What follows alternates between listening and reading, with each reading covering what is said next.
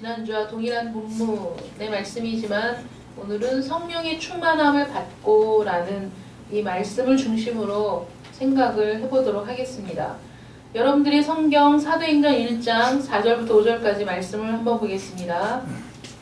성경책을 한 장만 뒤로 넘기시면, 앞으로 넘기시면, 사도행전 1장 4절 5절 말씀을 함께 읽겠습니다. 시작. 사도와 함께 모이사 그들에게 분부하여 이르시되 예루살렘을 떠나지 말고 내게서 들은 바 아버지께서 약속하신 것을 기다리라. 요한은 물로 세례를 베풀었으나 너희는 몇 날이 못되어 성령으로 세례를 받으리라 하셨느니라. 아멘. 사도행전 1장 4절 5절 말씀은 예수님께서 승천하시기 전에 성령 강림에 관련하여 제자들에게 말씀하신 내용입니다. 예수님께서 말씀하신 이 성령으로 세례를 받으리라 말씀하신 이 성령 세례가 바로 오순절에 일어났던 성령 강림의 사건을 말하고 있는 것이죠. 그러면 성령은 이때까지 전혀 역사의 전면에 나타나지 않다가 바로 이 오순절 성령 강림 때 성령이 처음 나타나신 것일까요? 그렇진 않습니다. 왜냐하면 창세기 1장 2절에 태초에 하나님께서 천지를 창조하실 때 그 상황을 보면 성령께서 수면 위에 운행하고 계셨다 이렇게 기록이 되어 있고요. 또 요셉이 애굽 바로왕의 꿈을 해몽할 때에도 하나님의 신에 감동되어 성령의 감동으로 해석할 수 있었고, 다니엘도 느부갓네살 왕의 꿈을 해석할 때 마찬가지로 성령의 감동으로 꿈을 해석할 수 있었습니다.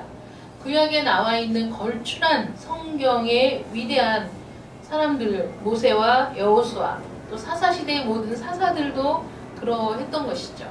성령의 인도함을 받아 백성들을 이끌고 그들을 다스리고 그들에게 하나님을 따르는 길을 걷도록 할 수 있었던 것은 모두 하나님의 신에 감동되어 성령의 역사로 그런 일들을 할 수 있었던 겁니다.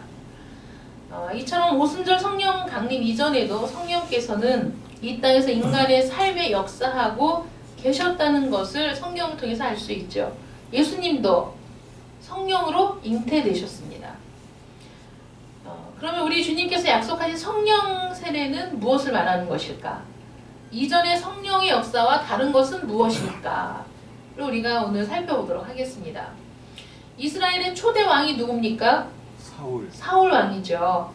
이스라엘의 초대 왕 사울에게 선지자 사무엘이 기름을 부었을 때 일어난 사건을 우리가 한번 살펴보면 성령 강림, 성령 세례와 또 그 성령의 역사 차이점을 우리가 볼 수 있는데 한번 생각해 볼까요? 사무엘이 사울에게 기름을 부었습니다. 이거는 사람들 몰래 기름 부었어요. 많은 사람들의 이 그 지파별로 사람들을 소집해서 이스라엘의 초대 왕을 선출하기 직전에 일어난 일입니다. 사무엘이 사울에게 기름 부음의 의식을 행하는 것은 사울이 하나님께 피택되어서 이스라엘의 지도자로 나서야 됨을 깨닫도록 너는 소명을 받았다는 것을 확신시켜 주기 위해서 기름을 부은 겁니다. 그리고 그의 확신을 돕는 세 가지 징조, 이 기름 부음을 받았지만 사울이 나는 정말 가장 작은 자인데 내가 이런 일을 어떻게 할 수 있습니까? 그런 마음들이 있었던 거죠. 정말 내가 하나님의 부름을 받았는지 어떻게 알 수 있습니까? 나는 여전히 확신할 수 없습니다. 사무엘이 사울에게 세 가지의 징조가 있을 것을 얘기합니다. 네가 이제 내려가면 세 가지의 징조가 나타날 것이다. 근데 그 중에 하나가 바로 사무엘상 10장 6절에 있는 말씀입니다.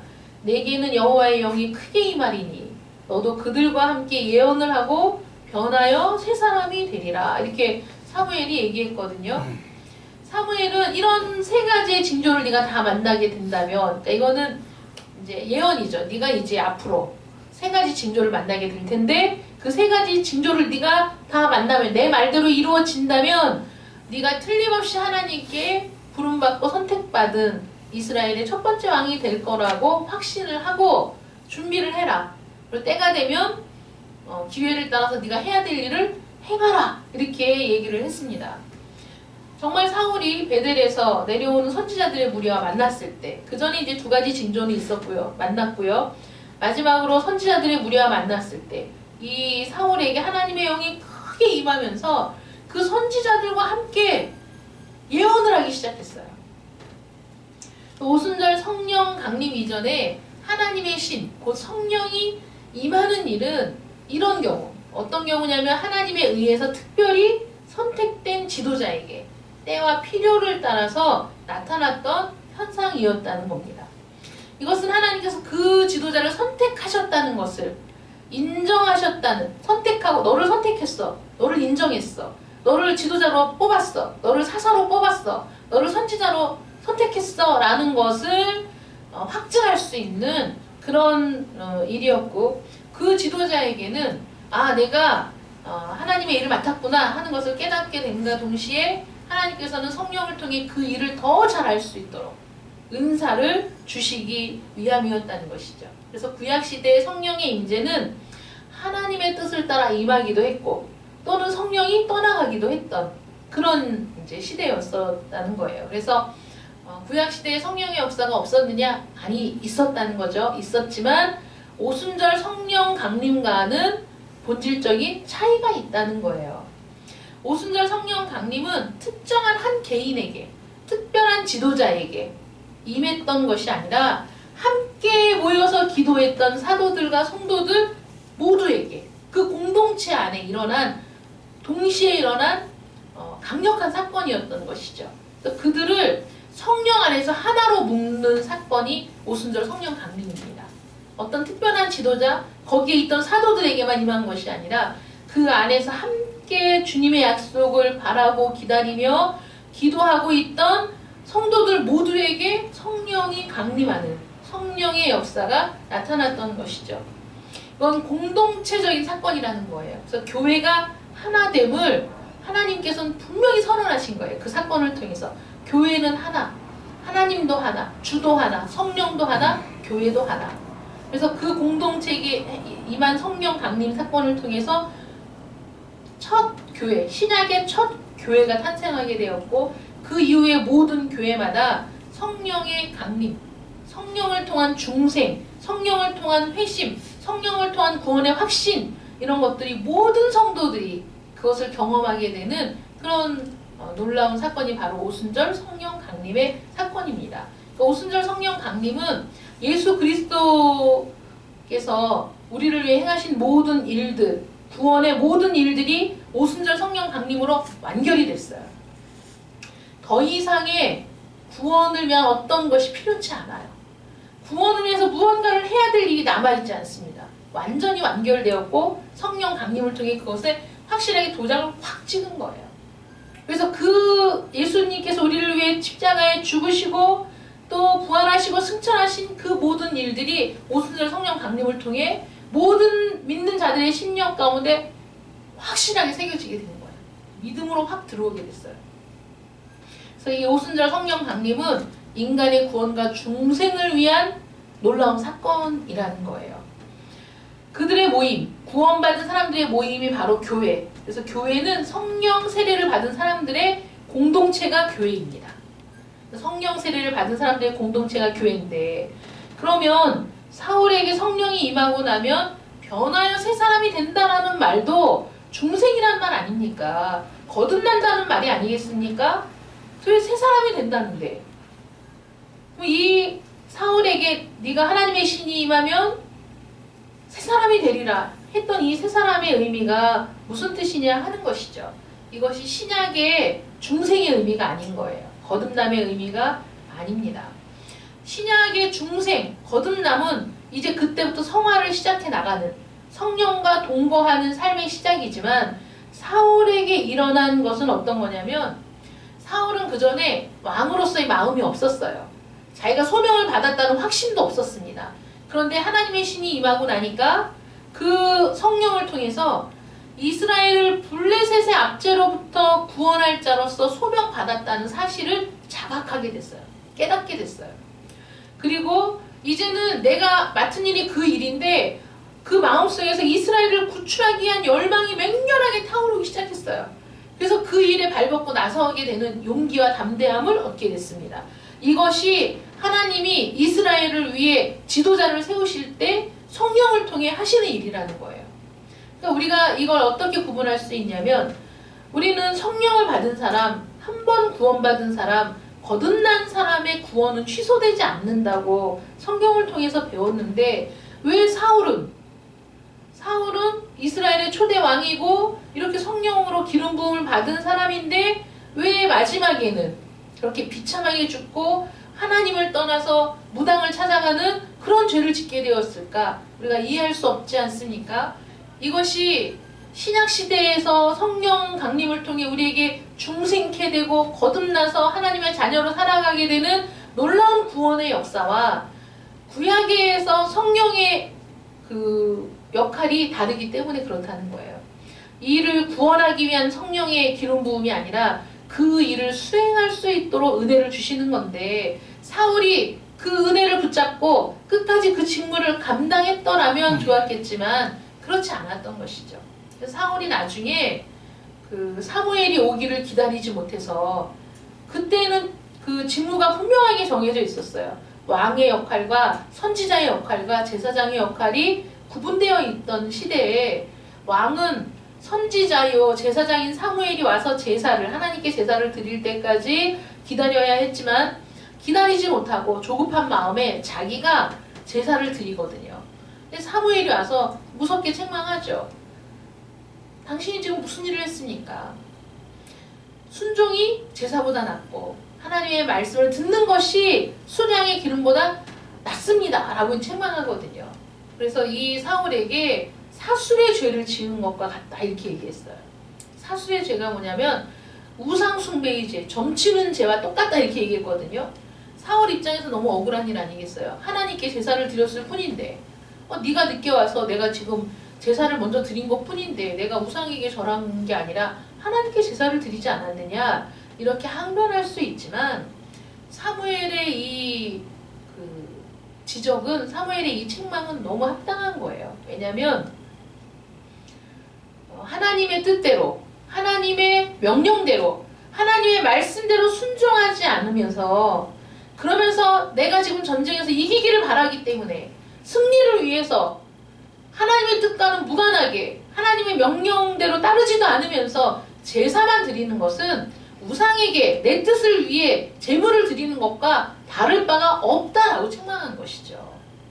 우리가 하나님께 예배를 드린다고 앉아있어도 내 마음이 성령을 통해 내가 거듭나고 구원받고 성령의 세례를 통해 내가 하나님의 자녀가 된 사람들은 우리의 죄를 고백하고 하나님의 은혜를 사모하고 하나님의 말씀대로 살지 못한 내 자신의 부끄러움을 느끼면서 하나님의 뜻대로 살기를 갈망하는 마음이 우리 속에 있지만 전혀 그것이 이루어지지 않은 사람은 교회에 나와 있어도 그 마음이 아니고 어떻게 하면 복을 받을까? 교회 가면 복을 받는다는데 어떻게 하면 승진을 할까? 어떻게 하면 돈을 잘 벌을까? 어떻게 하면 내 자식이 잘 될까만을 생각하고 예배를 드리고 헌금을 드린다면 그 사람은 동일한 자리에 있을지라도 하나님을 예배하고 경배하는 자가 아니라 사술의 죄를 짓는 것과 똑같다는 것이죠.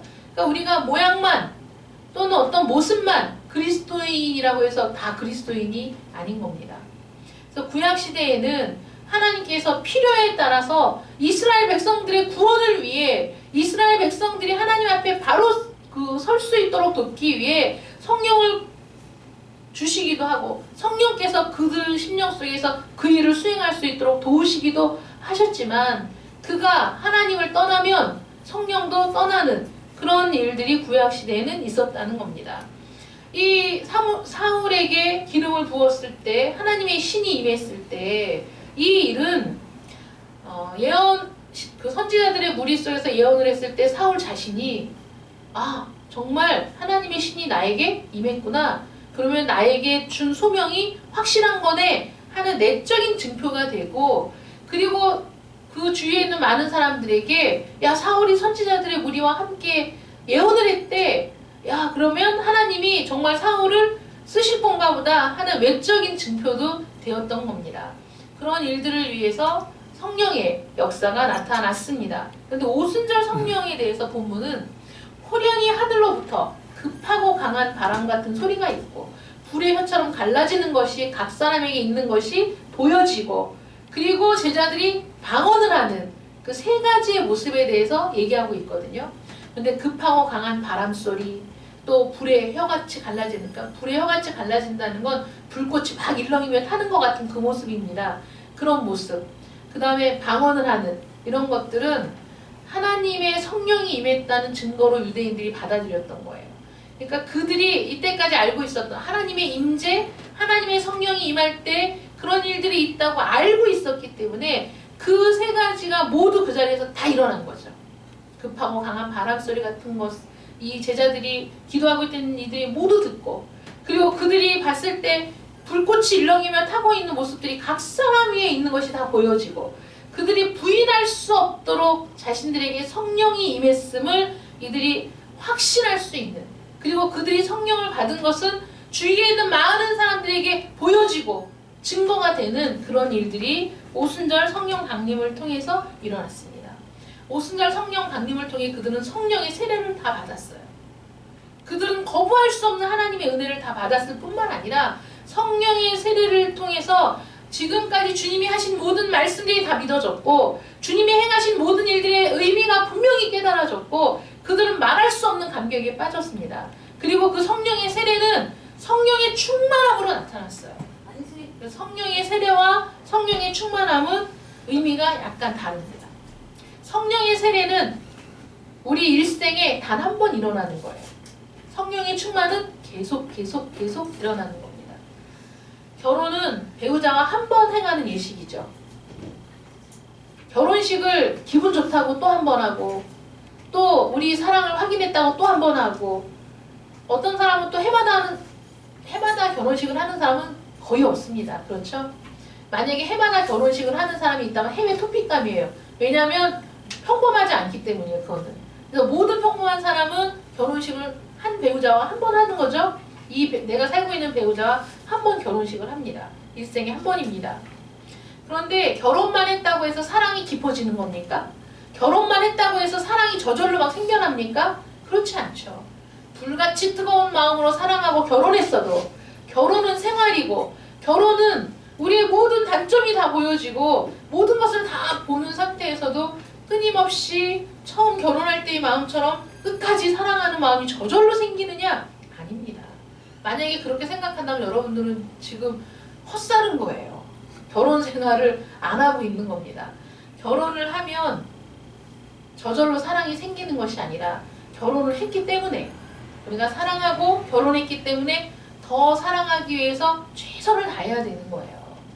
최선을 다해서 사랑해야 됩니다. 우리가 최선만 다한다고 사랑하는 거 아니죠.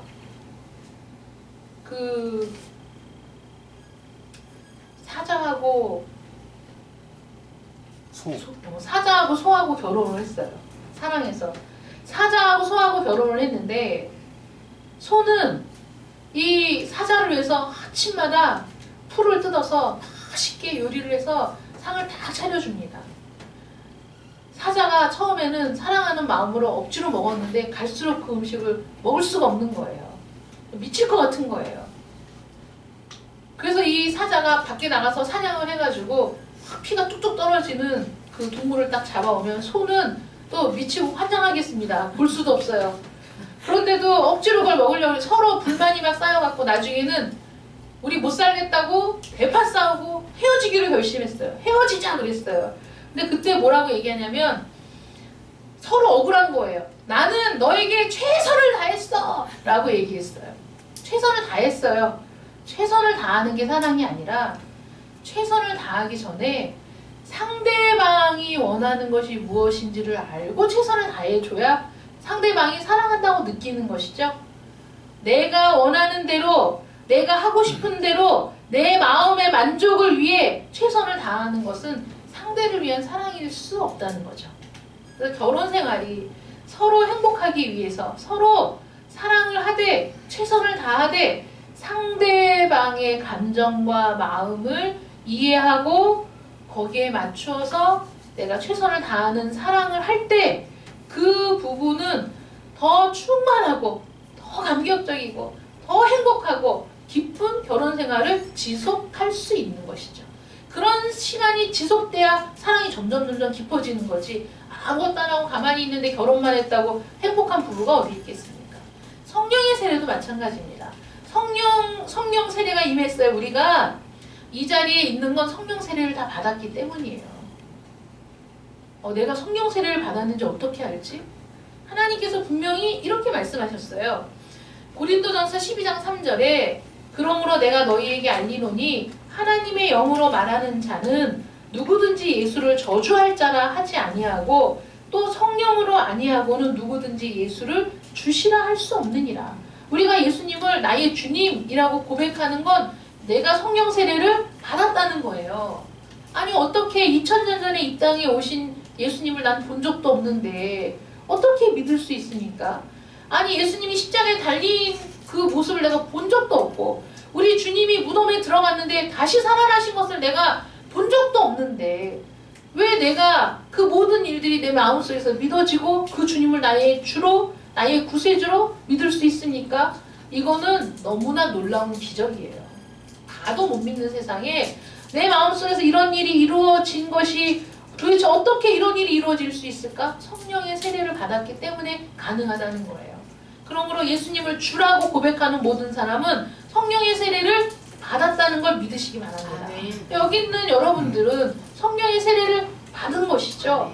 그런데 성령의 세례를 받았지만 성령의 충만이 없을 때 우리의 신앙생활이 힘든 거예요. 괴로운 겁니다. 고통스러운 겁니다. 사랑 없는 결혼이 우리에게 고통이듯이 성령 충만함이 없는 이 신앙생활은 메마르고 빡빡하기 그지없어요. 그러면 어떻게 해야 우리가 성령의 충만함을 받을 수 있습니까?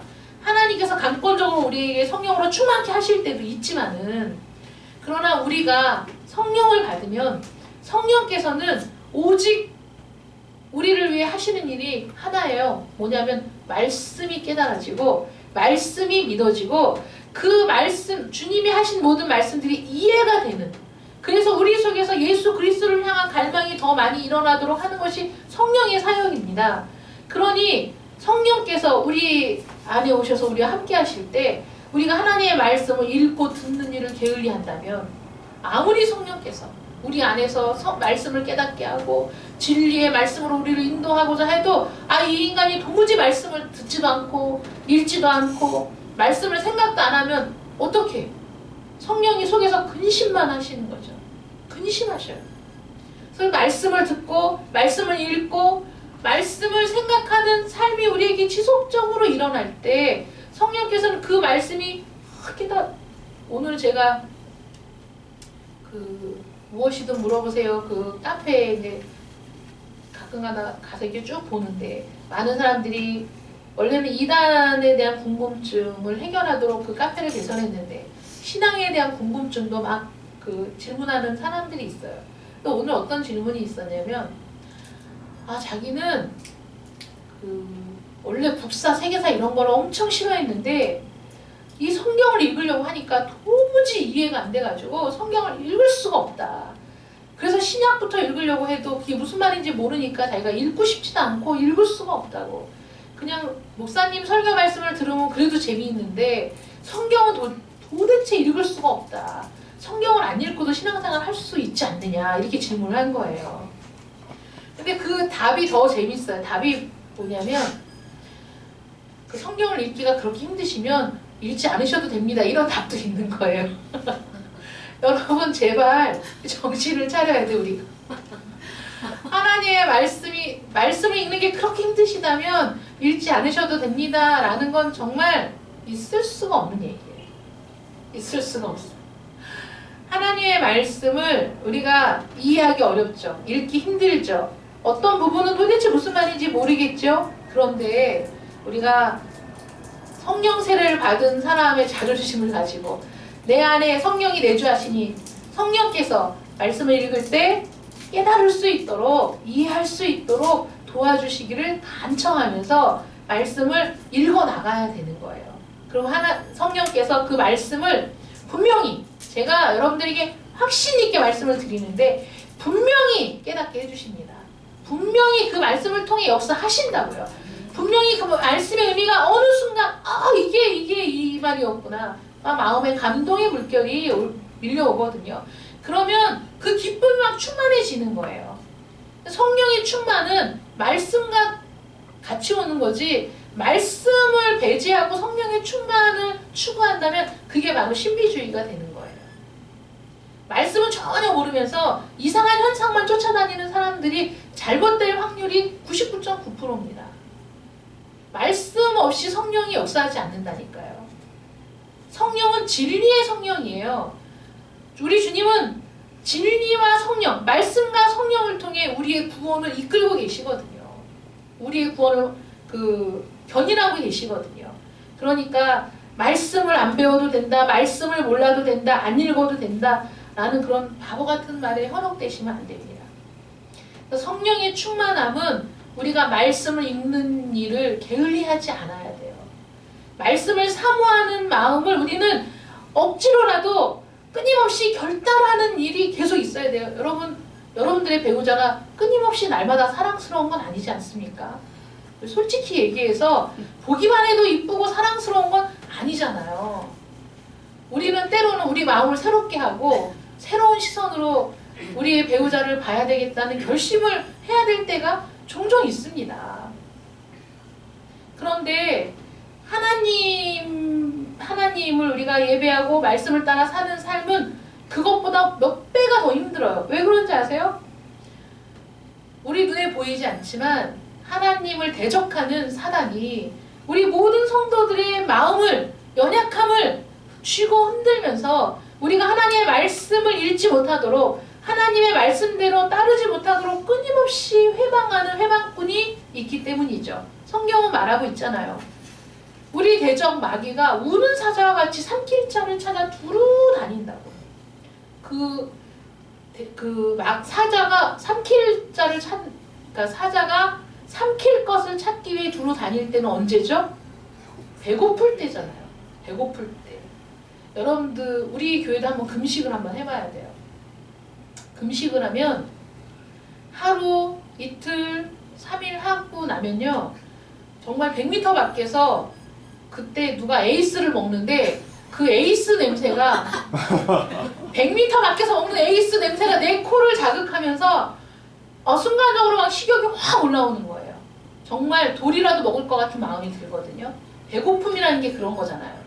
그런데 우는 사자와 같이 배고파서 우는 사자처럼 삼킬 것이 있으면 돌이라도 삼키겠다는 마음으로 두루 찾아다니고 있는데 우리가 말씀을 읽는 일이 쉽겠습니까? 말씀을 듣는 일은 쉽겠습니까? 예배를 드리기 위해 발걸음을 떼는 일이 쉽겠습니까? 우리는 끊임없이 내가 하나님을 예배하기 위해 말씀을 듣고 읽기 위해 내 마음을 다잡고 마음을 지키는 수고를 게을리한다면 우리는 성령 충만한 삶을 살 수가 없다는 것이죠.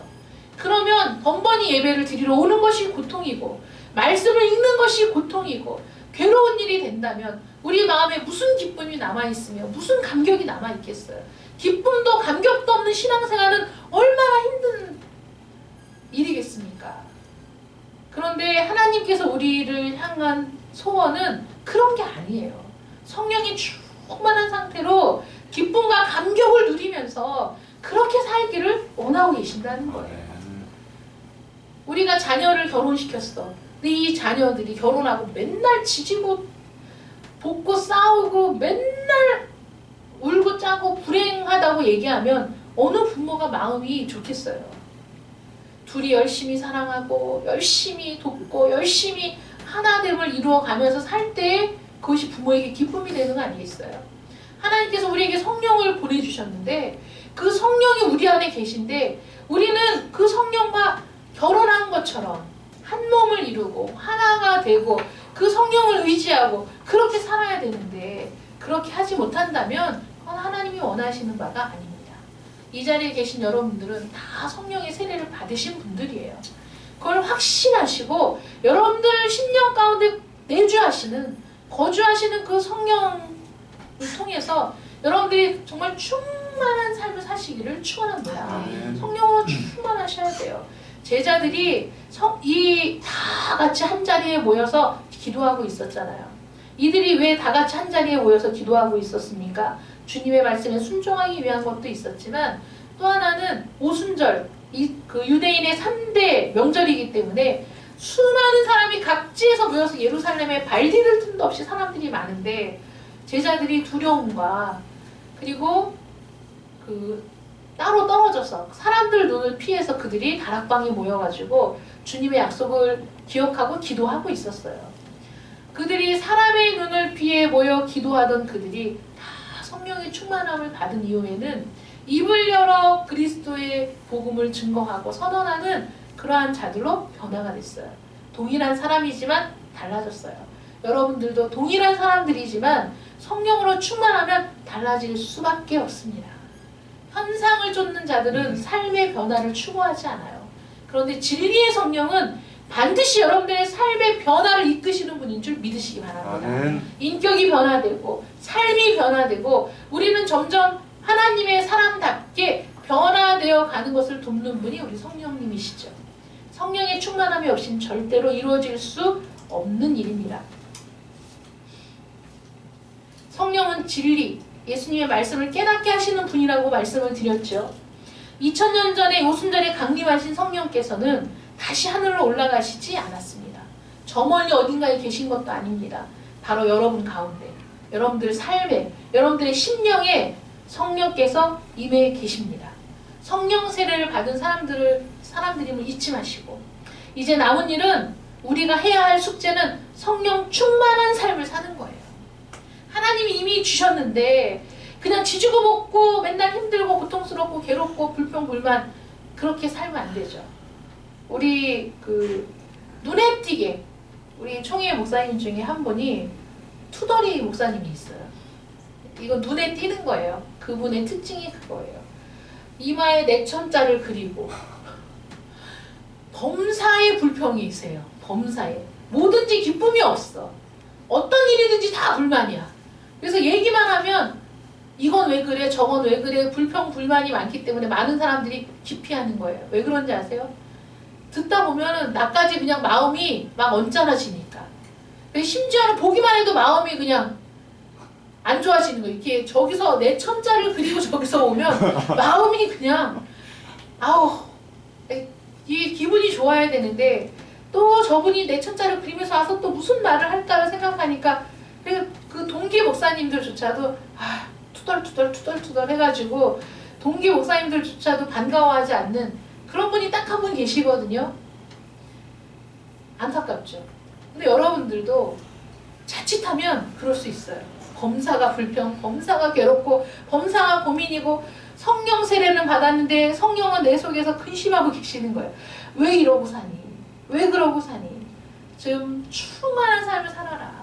누리며 살아라. 감격에 겨워 살아라. 이렇게 근심하고 계시거든요.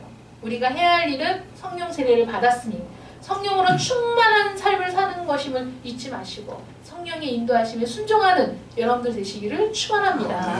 진리의 성령께서 여러분들과 함께 계시다는 기쁨과 감격이 날마다 여러분들에게 있기를 축원합니다. 기도하겠습니다. 사랑의 하나님 감사합니다. 오순절 성령 강림 사건은 그곳에 모인 모든 사람들 그 공동체에 동일하게 나타난 놀라운 사건입니다. 그 일들을 통해 그들은 성령의 세례를 받고 성령의 충만함을 받았으며 그 일들을 통해 초대 교회가 탄생하게 되었습니다. 그 이후로 교회는 성령의 세례를 받은 사람들의 모임이 바로 교회라고 불려지게 되었습니다. 우리 오직 예수 교회도 이 지역에 성령의 세례를 받은 사람들이 모인 교회입니다.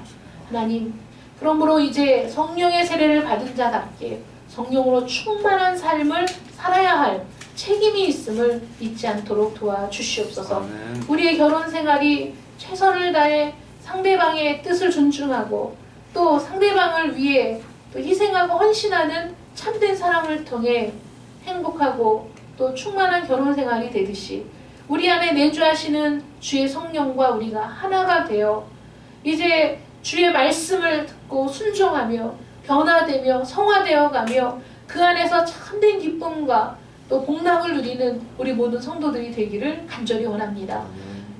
신비한 어떤 현상에만 치중하는 것이 아니라 진리의 성령께서 일깨우시는 하나님의 말씀의 의미를 분명히 알고 그 말씀대로 순종함으로 더욱더 성령으로 충만한 복된 성도들이 되게 하여 주시옵소서. 예수님의 이름으로 기도드립니다. 아멘. 아멘.